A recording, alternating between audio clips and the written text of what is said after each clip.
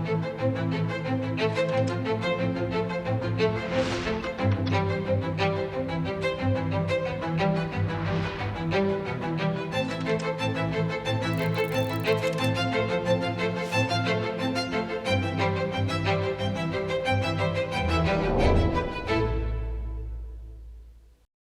ప్రియమైన దేశవాసులారా, నమస్కారం. 2026కి ఇది మొదటి మన్ కీ బాత్. రేపు జనవరి 26న మనమందరం గణతంత్ర దినోత్సవ పండుగను జరుపుకుంటాము. ఇదే రోజు మన రాజ్యాంగం అమలులోకి వచ్చింది. జనవరి 26th తేదీన ఈరోజు మనకు మన రాజ్యాంగ నిర్మాతలకి నమస్కరించుకునే అవకాశాన్ని ఇస్తుంది. ఈరోజు జనవరి 25th తేదీ కూడా చాలా ముఖ్యమైనది. ఈరోజు నేషనల్ ఓటర్స్ డే, అంటే జాతీయ ఓటర్ల దినోత్సవం. ఓటరు అంటేనే ప్రజాస్వామ్యానికి ఆత్మ వంటివాడు. మిత్రులారా, సాధారణంగా ఎవరైనా 18 సంవత్సరాల వయస్సు వచ్చినప్పుడు ఓటరు అవుతారు. అప్పుడు దానిని జీవితంలో ఒక సాధారణ ఘట్టంగా భావిస్తారు. కానీ వాస్తవానికి ఈ అవకాశం ఏ భారతీయుడి జీవితంలోనైనా ఒక పెద్ద మైలురాయి. అందువల్ల మనం మన భారతదేశంలో ఓటరు కావడాన్ని ఒక ఉత్సవంగా జరుపుకోవడం చాలా ముఖ్యం. మనం ఎలాగైతే పుట్టినరోజున శుభాకాంక్షలు తెలియజేస్తామో మరియు దానిని ఒక పండుగలా జరుపుకుంటామో, సరిగ్గా అలాగే ఎప్పుడైనా ఒక యువకుడు మొదటిసారి ఓటరు అయినప్పుడు ఆ వీధి, గ్రామం లేదా నగరం మొత్తం ఏకమై వారిని అభినందించాలి మరియు స్వీట్లు పంచుకోవాలి. దీనివల్ల ప్రజలలో ఓటింగ్ పట్ల అవగాహన పెరుగుతుంది. దీనితో పాటు ఒక ఓటరు కావడం అనేది ఎంత ముఖ్యమో అనే బలమైన భావన మరింత బలపడుతుంది. మిత్రులారా, దేశంలో ఎన్నికల ప్రక్రియతో సంబంధం ఉన్న వారందరూ మన ప్రజాస్వామ్యాన్ని సజీవంగా ఉంచడానికి క్షేత్రస్థాయిలో పనిచేసే వారందరినీ నేను మనస్ఫూర్తిగా అభినందించాలనుకుంటున్నాను. ఈరోజు ఓటర్ల దినోత్సవం సందర్భంగా నేను నా యువ మిత్రులను మరొకసారి కోరుతున్నాను. వారు 18 సంవత్సరాలు నిండిన తర్వాత తప్పకుండా ఓటరుగా నమోదు చేసుకోవాలి. రాజ్యాంగం ప్రతి పౌరుడి నుండి ఏ కర్తవ్య భావాన్ని ఆశిస్తుందో దీనివల్ల ఆ ఆకాంక్ష కూడా నెరవేరుతుంది మరియు భారతదేశ ప్రజాస్వామ్యం కూడా బలపడుతుంది. నా ప్రియమైన దేశవాసులారా, ఈ రోజుల్లో సోషల్ మీడియాలో ఒక ఇంట్రెస్టింగ్ ట్రెండ్ చూస్తున్నాను. ప్రజలు 2016 సంవత్సరం నాటి తమ జ్ఞాపకాలను మళ్ళీ గుర్తు చేసుకుంటున్నారు. అదే భావనతో ఈరోజు నేను కూడా మీతో నా ఒక జ్ఞాపకాన్ని పంచుకోవాలనుకుంటున్నాను. 10 సంవత్సరాల క్రితం 2016 జనవరిలో మనం ఒక ప్రతిష్టాత్మకమైన ప్రయాణాన్ని ప్రారంభించాము. అప్పుడు మాకు ఈ విషయం తెలుసు, ఇది చిన్నదే అయినా కానీ ఇది యువ తరానికి, దేశ భవిష్యత్తుకు చాలా ముఖ్యమైనది. అప్పుడు కొంతమంది అసలు ఇది ఏమిటో అర్థం చేసుకోలేకపోయారు. మిత్రులారా, నేను ఏ ప్రయాణం గురించి మాట్లాడుతున్నానో అది స్టార్టప్ ఇండియా ప్రయాణం. ఈ అద్భుతమైన ప్రయాణానికి హీరోలు మన యువ మిత్రులే. తమ కంఫర్ట్ జోన్ నుండి బయటకు వచ్చి వారు చేసిన ఆవిష్కరణలు చరిత్రలో నమోదు అవుతున్నాయి. మిత్రులారా, ఈరోజు భారతదేశం ప్రపంచంలోనే 3వ అతిపెద్ద స్టార్టప్ ఎకోసిస్టమ్ ఏర్పడింది. ఈ స్టార్టప్లు భిన్నమైనవి. ఈరోజు అవి ఎలాంటి రంగాలలో పనిచేస్తున్నాయంటే వాటి గురించి 10 సంవత్సరాల క్రితం వరకు మనం ఊహించను కూడా లేదు. AI space, nuclear energy, semiconductors, mobility, green hydrogen, biotechnology. మీరు ఏదైనా పేరు చెప్పండి, ఏదో ఒక భారతీయ స్టార్టప్ ఆ రంగంలో పనిచేస్తూ కనిపిస్తుంది. నేను నా యువ మిత్రులందరికీ సెల్యూట్ చేస్తున్నాను. వారు ఏదో ఒక స్టార్టప్తో అనుబంధం కలిగి ఉన్నారు, లేదా తమ సొంత స్టార్టప్ను ప్రారంభించాలనుకుంటున్నారు. మిత్రులారా, ఈరోజు మన్ కీ బాత్ ద్వారా నేను దేశ ప్రజలను, ముఖ్యంగా ఇండస్ట్రీ మరియు స్టార్టప్లతో అనుబంధం ఉన్న యువతను ఒక విషయం తప్పనిసరిగా అభ్యర్థించాలనుకుంటున్నాను. భారతదేశ ఆర్థిక వ్యవస్థ వేగంగా ముందుకు సాగుతోంది. ప్రపంచ దృష్టి భారతదేశంపై ఉంది. ఇలాంటి సమయంలో మనందరిపై ఒక పెద్ద బాధ్యత ఉంది. ఆ బాధ్యత ఏమిటంటే క్వాలిటీకి ప్రాధాన్యత ఇవ్వడం. అవుతుందిలే, నడుస్తుందిలే, పర్వాలేదులే అనే యుగం ముగిసింది. ఈ సంవత్సరం నుండి క్వాలిటీకి మనం పూర్తి శక్తితో ప్రాధాన్యత ఇద్దాం. మనందరిది ఒకే మంత్రం కావాలి, క్వాలిటీ. క్వాలిటీ మరియు కేవలం క్వాలిటీ. నిన్నటి కంటే ఈరోజు మెరుగైన క్వాలిటీ. మనం ఏది తయారు చేసినా దాని క్వాలిటీని మెరుగుపరచడానికి సంకల్పించుకుందాం. మన టెక్స్టైల్స్ అయినా, టెక్నాలజీ అయినా, లేదా ఎలక్ట్రానిక్స్, ఇంకా ప్యాకేజింగ్లో కూడా ఇండియన్ ప్రోడక్ట్ అంటేనే టాప్ క్వాలిటీ అనే అర్థం రావాలి. ఇక నుండి ఎక్సలెన్స్ను మన బెంచ్ మార్క్గా చేసుకుందాం. మనం సంకల్పించుకుందాం క్వాలిటీలో. ఎలాంటి లోపం ఉండదు. క్వాలిటీ విషయంలో ఎలాంటి రాజీ ఉండదు. మరియు నేను ఎర్రకోట నుండి చెప్పాను, జీరో డిఫెక్ట్, జీరో ఎఫెక్ట్. ఇలా చేస్తేనే మనం వికసిత భారత యాత్రను వేగంగా ముందుకు తీసుకువెళ్ళగలం. ప్రియ దేశవాసులారా, మన దేశ ప్రజలు చాలా వినూత్నమైన వారు. సమస్యలకు పరిష్కారం కనుగొనడం మన దేశవాసుల స్వభావంలోనే ఉంది. కొందరు ఈ పనిని స్టార్టప్స్ ద్వారా చేస్తారు. మరికొందరు సమాజం యొక్క సామూహిక శక్తితో మార్గం కనుగొనడానికి ప్రయత్నిస్తారు. అలాంటి ఒక ప్రయత్నమే ఉత్తరప్రదేశ్లోని ఆజంగఢ్లో వెలుగులోకి వచ్చింది. ఈ ప్రాంతం గుండా ప్రవహించే తమసా నదికి ప్రజలు కొత్త జీవితాన్ని ఇచ్చారు.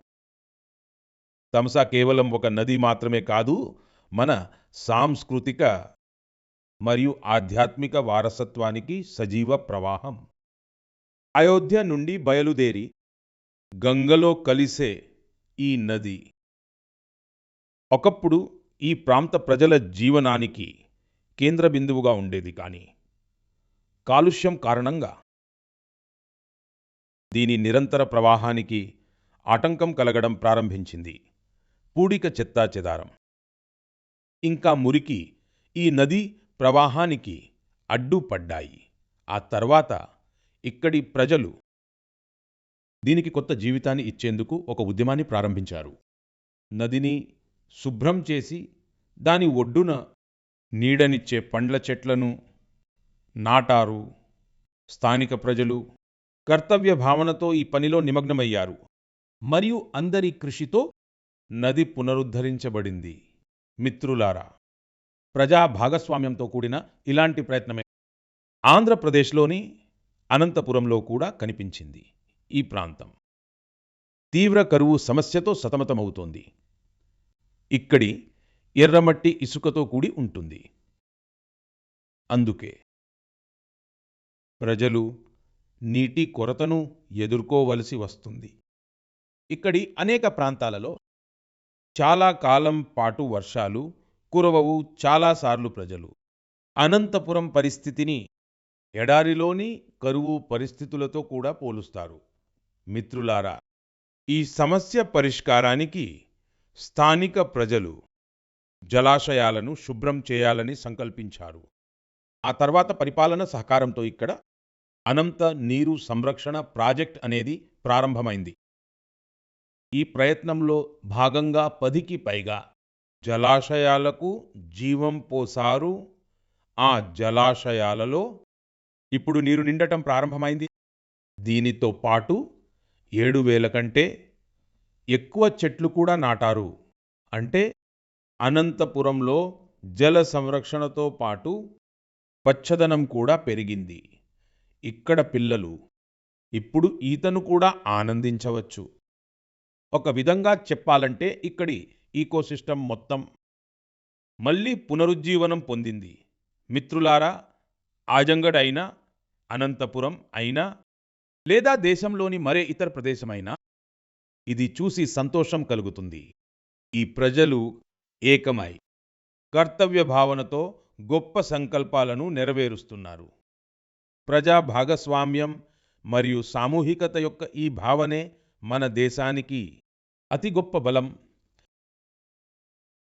నా ప్రియమైన దేశ ప్రజలారా, మన దేశంలో భజనలు, కీర్తనలు శతాబ్దాలుగా మన సంస్కృతికి ఆత్మగా ఉన్నాయి. మనం దేవాలయాలలో భజనలు విన్నాం, కథలతో పాటుగా విన్నాం, మరియు ప్రతి యుగంలోనూ భక్తిని తమ కాలానికి అనుగుణంగా జీవించారు నేటి తరం కూడా. కొన్ని కొత్త అద్భుతాలు చేస్తోంది. నేటి యువత భక్తిని తమ అనుభవంలోకి మరియు తమ జీవన శైలిలోకి మలుచుకున్నారు. ఇదే ఆలోచనతో ఒక కొత్త సాంస్కృతిక ధోరణి ఆవిర్భవించింది. మీరు సోషల్ మీడియాలో ఇలాంటి వీడియోలను తప్పకుండా చూసి ఉంటారు. దేశంలోని వివిధ నగరాల్లో పెద్ద సంఖ్యలో యువత గుమిగూడుతున్నారు. వేదిక అలంకరించి ఉంటుంది, లైట్లు ఉంటాయి, సంగీతం ఉంటుంది, మొత్తం హంగామా ఉంటుంది, మరియు వాతావరణం ఒక కాన్సర్ట్కు ఏమాత్రం తక్కువ కాకుండా ఉంటుంది. చూస్తే అది ఒక పెద్ద కాన్సర్ట్ జరుగుతున్నట్లే అనిపిస్తుంది. కానీ అక్కడ పాడేది ఏమిటంటే అది పూర్తి తన్మయత్వంతో, పూర్తి శ్రద్ధతో, పూర్తి లయతో. భజనల ప్రతిధ్వని. ఈ ట్రెండ్ను ఈ రోజుల్లో భజన్ క్లబ్బింగ్ అని పిలుస్తున్నారు, మరియు ఇది ప్రత్యేకంగా జెన్జీ వారిలో వేగంగా ప్రాచుర్యం పొందుతోంది. ఈ కార్యక్రమాలలో భజనల గౌరవం మరియు పవిత్రతను పూర్తిగా పరిరక్షిస్తూ ఉండటం చూస్తుంటే సంతోషంగా ఉంది. భక్తిని తేలికగా తీసుకోరు. పదాల మర్యాదను గాని, భావాల పవిత్రతను గాని ఉల్లంఘించరు. వేదిక ఆధునికంగా ఉండవచ్చు, సంగీత ప్రదర్శన వేరుగా ఉండవచ్చు, కానీ మూల భావన మాత్రం ఆధ్యాత్మికతో కూడి ఉంటుంది. అక్కడ ఒక నిరంతర ప్రవాహం అనే అనుభూతి కలుగుతుంది. నా ప్రియమైన దేశవాసులారా, ఈరోజు మన సంస్కృతి మరియు పండుగలు ప్రపంచవ్యాప్తంగా తమ గుర్తింపును ఏర్పరచుకుంటున్నాయి. ప్రపంచంలోని ప్రతి మూలలో భారతదేశ పండుగలను ఎంతో ఉత్సాహంతో, ఉల్లాసంతో జరుపుకుంటారు. అన్ని రకాల కల్చరల్ వైబ్రెన్సీని కాపాడటంలో మన భారతీయ సోదర సోదరీమణుల ముఖ్యమైన సహకారం ఉంది. వారు ఎక్కడ ఉన్నా సరే అక్కడ తమ సంస్కృతి యొక్క మూల భావనను సంరక్షించుకుంటూ దానిని ముందుకు తీసుకువెళ్తున్నారు. ఈ విషయంలో మలేషియాలో కూడా మన భారతీయ సమాజం ఎంతో ప్రశంసనీయమైన పని చేస్తోంది. మీకు ఇది తెలిసి సంతోషంతో పాటు ఆశ్చర్యం కలుగుతుంది. మలేషియాలో 500 కంటే ఎక్కువ తమిళ పాఠశాలలు ఉన్నాయి. వీటిలో తమిళ భాషా బోధనతో పాటు ఇతర సబ్జెక్టులను కూడా తమిళంలోనే బోధిస్తారు. ఇది కాకుండా ఇక్కడ తెలుగు మరియు పంజాబీతో సహా ఇతర భారతీయ భాషలపై కూడా చాలా ఫోకస్ ఉంటుంది.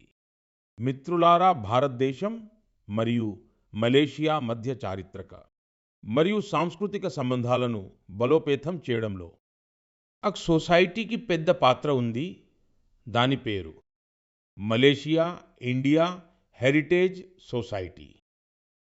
వేర్వేరు కార్యక్రమాలతో పాటు ఈ సంస్థ ఒక హెరిటేజ్ వాక్ను కూడా నిర్వహిస్తుంది. ఇందులో 2 దేశాలను పరస్పరం కలిపే సాంస్కృతిక ప్రదేశాలను కవర్ చేస్తారు. గత నెలలో మలేషియాలో లాల్పాడ్ శారీ ఐకానిక్ వాక్ అనే కార్యక్రమాన్ని నిర్వహించారు. ఈ శారీకి మన బెంగాల్ సంస్కృతితో ప్రత్యేక సంబంధం ఉంది. ఈ కార్యక్రమంలో అత్యధిక సంఖ్యలో ఈ చీరను ధరించడంలో ఒక రికార్డు సృష్టించబడింది. దీనిని మలేషియన్ బుక్ ఆఫ్ రికార్డ్స్లో నమోదు చేశారు. ఈ సందర్భంగా ఒడిస్సీ డ్యాన్స్ మరియు బౌల్ మ్యూజిక్ అయితే ప్రజల మనసులను గెలుచుకుందని నేను చెప్పగలను. साया बरबांगा देंगान डियास्पोरा इंडिया दी मलेशिया मेरे का मंबावा इंडिया दान मलेशिया सेमाकिन रापा మలేషియాలోని మన భారత సంతతి వారికి నా హృదయపూర్వక శుభాకాంక్షలు. నా ప్రియమైన దేశవాసులారా, మనం భారతదేశంలోని ఏ ప్రాంతానికి వెళ్ళినా అక్కడ మనకు ఏదో ఒక అసాధారణమైన అపూర్వమైన విషయం జరుగుతూ కనిపిస్తుంది. చాలాసార్లు మీడియా ఆర్భాటంలో ఈ విషయాలకు స్థానం లభించదు. కానీ వీటి ద్వారా మన సమాజం యొక్క అసలైన శక్తి ఏమిటో తెలుస్తుంది.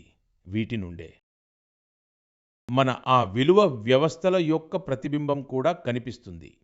వాటిలో ఐక్యతా భావన సర్వోన్నతమైనది. గుజరాత్లోని బెచరాజీకి చెందిన చందన్ గ్రామ సంప్రదాయం. దానికి అదే సాటి నేను మీతో ఒకటి చెబితే, ఇక్కడి ప్రజలు, ముఖ్యంగా వృద్ధులు, తమ ఇళ్లలో వంట చేసుకోరంటే మీరు ఆశ్చర్యపోతారు. దీనికి కారణం ఆ గ్రామంలోని అద్భుతమైన కమ్యూనిటీ కిచెన్. ఈ కమ్యూనిటీ కిచెన్లో ఊరందరికీ ఒకేసారి వంట చేస్తారు. ఇంకా అక్కడి ప్రజలు కలిసి కూర్చుని భోజనం చేస్తారు. గత 15 సంవత్సరాలుగా ఈ సంప్రదాయం నిరంతరాయంగా కొనసాగుతోంది. అంతేకాదు, ఎవరైనా అనారోగ్యంతో ఉంటే వారి కోసం టిఫిన్ సర్వీస్ కూడా అందుబాటులో ఉంది. అంటే హోమ్ డెలివరీ కూడా పూర్తి ఏర్పాట్లు ఉన్నాయి. గ్రామంలోని ఈ సామూహిక భోజనం ప్రజలను ఆనందంతో నింపేస్తుంది. ఈ చోరవ ప్రజలందరినీ ఒకటిగా కలపడమే కాకుండా కుటుంబ భావనను కూడా ప్రోత్సహిస్తుంది. మిత్రులారా, భారతదేశ కుటుంబ వ్యవస్థ, ఫ్యామిలీ సిస్టమ్ మన సంప్రదాయంలో ఒక విడదీయరాని భాగం. ప్రపంచంలోని అనేక దేశాలలో దీనిని ఎంతో ఆసక్తితో చూస్తారు.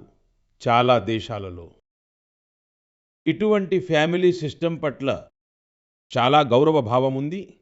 కొద్ది రోజుల క్రితమే నా సోదరుడు యుఏఈ అధ్యక్షులు మహామహులు Sheikh Mohammed bin Zayed Al Nahyan భారతదేశానికి వచ్చారు. 2026ని యుఏఈ ఇయర్ ఆఫ్ ఫ్యామిలీగా జరుపుకుంటోందని ఆయన నాకు చెప్పారు. దీని ఉద్దేశ్యం అక్కడి ప్రజల మధ్య సామరస్యం మరియు సామాజిక స్ఫూర్తి మరింత బలపడాలనేది. నిజంగా ఇది చాలా ప్రశంసనీయమైన చొరవ. మిత్రులారా, కుటుంబం మరియు సమాజం యొక్క శక్తి కలిసినప్పుడు మనం ఎంతటి పెద్ద సవాళ్లనైనా అధిగమించగలం. నాకు అనంతనాగ్కు చెందిన షేక్ గుండ్ గ్రామం గురించి సమాచారం అందింది.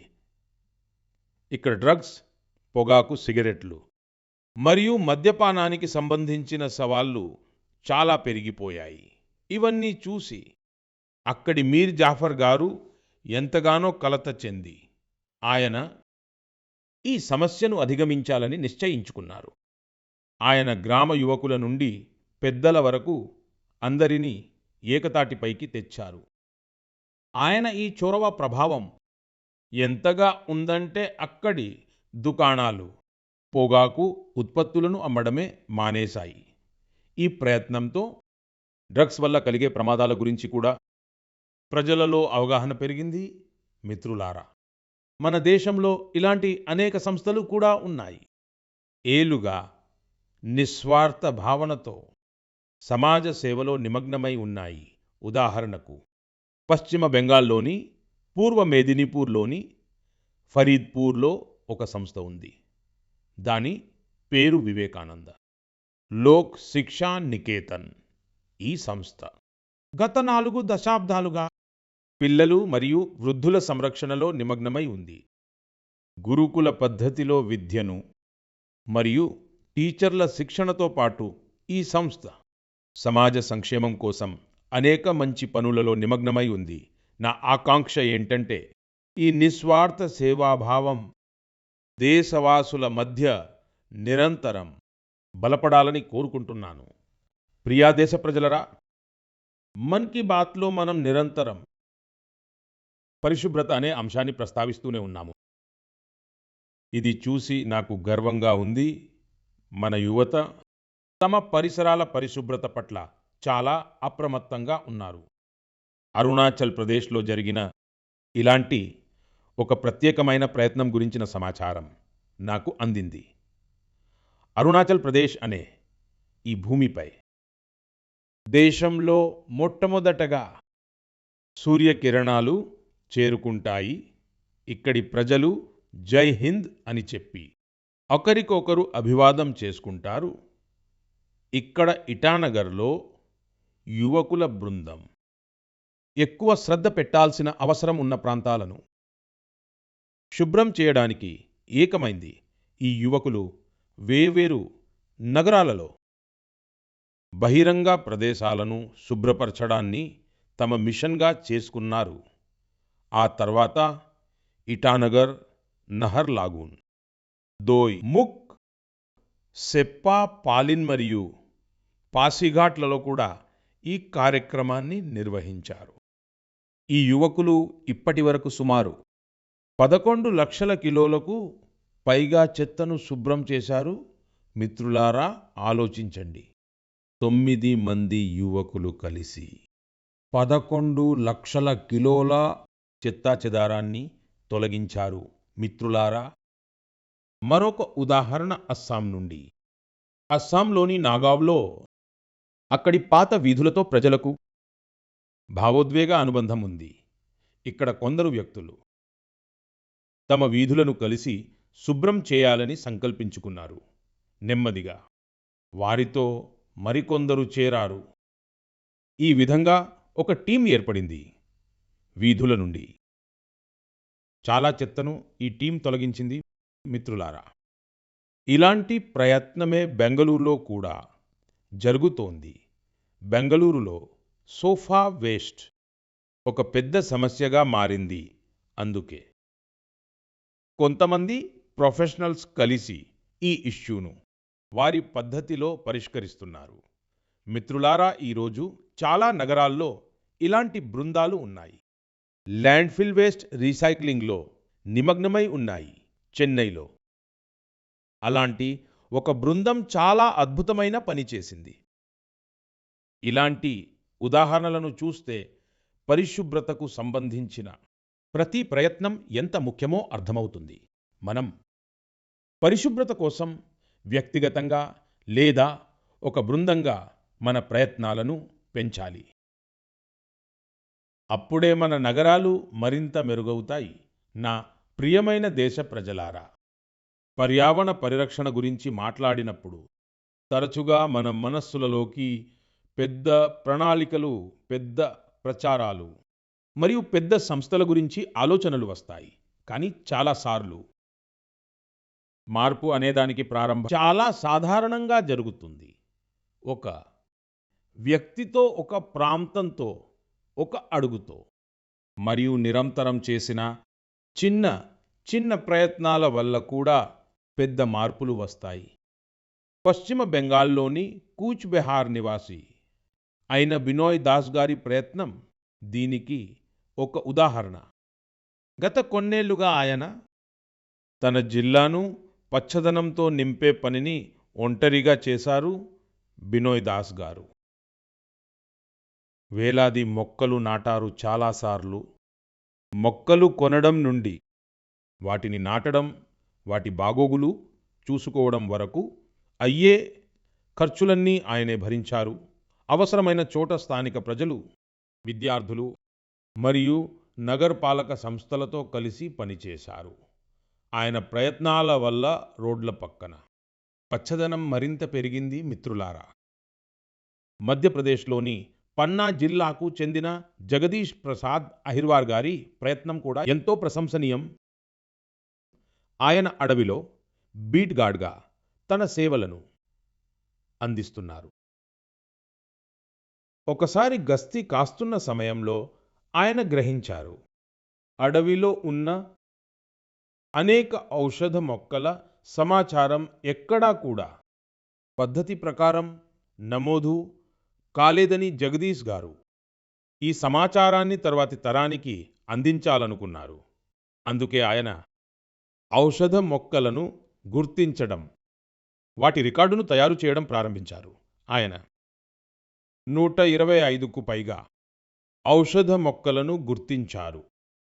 ప్రతి మొక్క యొక్క ఫోటో, పేరు, ఉపయోగం, ఇంకా అది దొరికే ప్రదేశం యొక్క సమాచారం సేకరించారు. ఆయన సేకరించిన సమాచారాన్ని అటవీ శాఖ సంకలనం చేసింది. అంతేకాక ఒక పుస్తక రూపంలో ప్రచురించింది కూడా. ఈ పుస్తకంలో ఇచ్చిన సమాచారం ఇప్పుడు పరిశోధక విద్యార్థులకు మరియు అటవీ అధికారులకు చాలా ఉపయోగపడుతోంది. మిత్రులారా, పర్యావరణ పరిరక్షణ పట్ల ఉన్న ఇదే భావన నేడు పెద్ద స్థాయిలో కూడా కనిపిస్తోంది. ఇదే ఆలోచనతో దేశవ్యాప్తంగా ఏక్ పేడ్ మా కే నామ్ అనే కార్యక్రమం నడుస్తోంది. ఈ కార్యక్రమంలో నేడు కోట్లాది మంది భాగస్వాములయ్యారు. ఇప్పటి వరకు దేశంలో 200 కోట్లకు పైగా మొక్కలు నాటబడ్డాయి. పర్యావరణ పరిరక్షణ పట్ల ప్రజలు ఇప్పుడు మరింత అవగాహనతో ఉన్నారు అని ఇది తెలియజేస్తుంది. మరియు ఏదో ఒక రూపంలో తమ వంతు సహకారం అందించాలని కోరుకుంటున్నారు.